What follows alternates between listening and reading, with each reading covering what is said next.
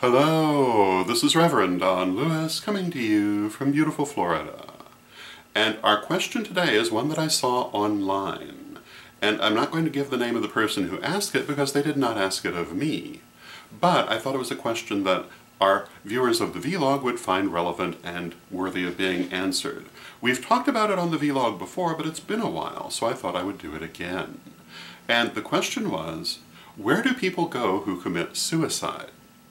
And of course, this is based on the Christian doctrine that when people die, they go to different places based on their behavior during life and what rules they followed or broke, which really is not relevant to the point of view that I come from. I was always taught that people go to the same place, although their experiences there might be different, but it wasn't based on what rules they had followed or broken, but rather upon their level of development and their understandings and expectations.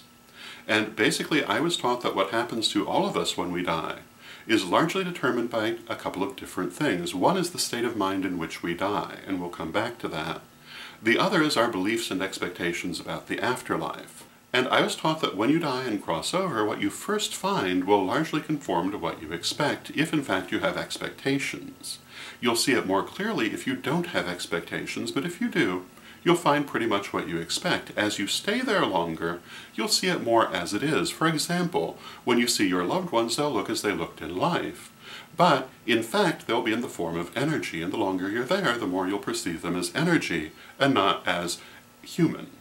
And in terms of what would happen to you there, it would have a lot to do with your development. If you're highly psychically developed, there are a lot of things that you can do there that will utilize those skills. If you're not, then you'll have different experiences. Universally speaking, most religions historically have perceived the afterlife as a kind of endless feast, with many wonderful things there. And my favorite video example of this is the old movie The Adding Machine, which portrays the afterlife as a giant fair where everything is free that you could possibly want, and you can do anything that you would desire.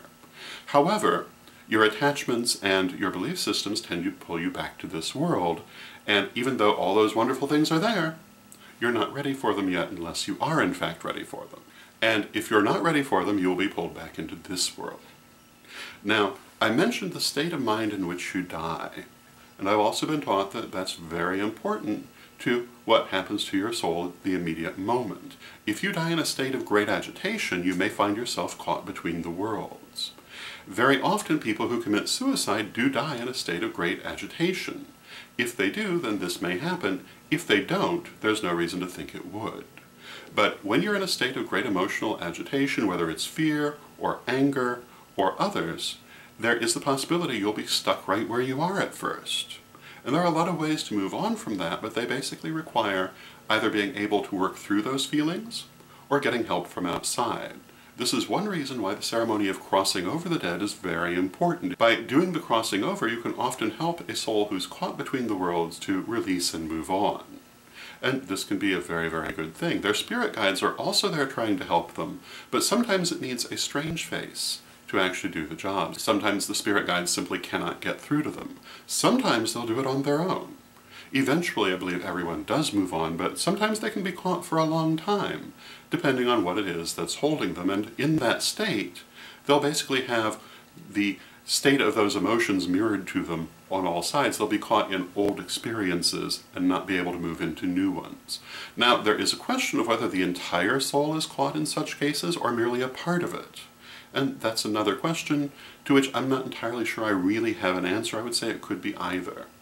But it is something that does happen, and when a soul is caught again, you help it to cross over.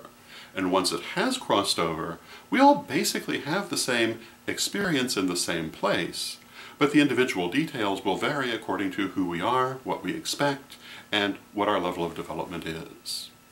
And the way that we die, except in terms of our state of mind, has nothing to do with what happens to us afterwards. So a person who commits suicide could immediately cross over into the next world and have a wonderful experience, or they could be caught between the worlds and need help in crossing, just like anybody else, and it would have nothing to do with any perceived rule they had broken. It would have to do with the aforementioned conditions. So those would be my thoughts on the matter. I hope you find them helpful, and until next time, may you blessed be.